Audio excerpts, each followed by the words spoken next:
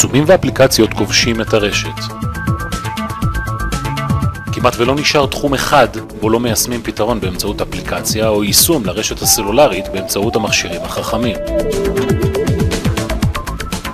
היקף פיתוח האפליקציות באפל סטור ובאנדרואיד מוערך בעשרות מיליארדי אפליקציות כבר, והיקף ההורדות מוערך במיליארדי דולרים בשנת 2011 לבדה.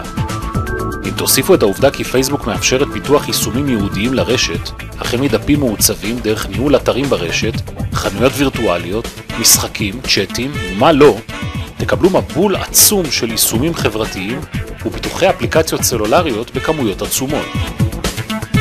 אבל האמת היא שאותנו זה לא ממש מעניין כל הרעש הזה.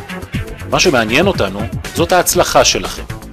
לאור העובדה שרוב הגולשים היום נמצאים רוב הזמן בפייסבוק, הרבה יותר מכל מקום אחר ברשת, לאור העובדה שהגלישה בסלולר מאיימת לכבוש את הרשת בכל תחום אפשרי, אתם צריכים להתאים את פעולות השיווק שלכם לשפה העכשווית. אתם צריכים לפתח אפליקציות המתאימות לשיווק במכשירי הסלולר ולהשתמש בחוכמה ביישומים ברשת פייסבוק. אם אתם לא רוצים להישאר מאחור, זה הזמן לפנות למומחי הפיתוח שלנו בחברת OpenMind. יירשמו בדף זה,